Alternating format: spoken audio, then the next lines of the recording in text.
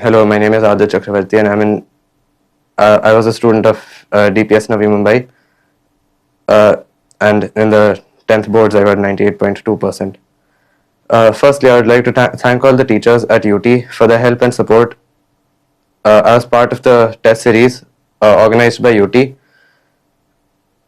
where we got timed question papers which we had to solve and submit. And by the next day, we were given the question papers back, and they were corrected and graded.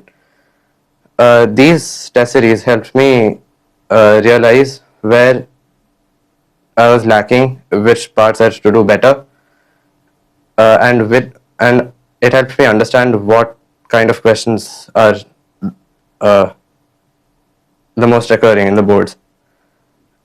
And I would like to leave with a last piece of advice for the juniors, and it is to stay consistent throughout the year, study consistently, study every day,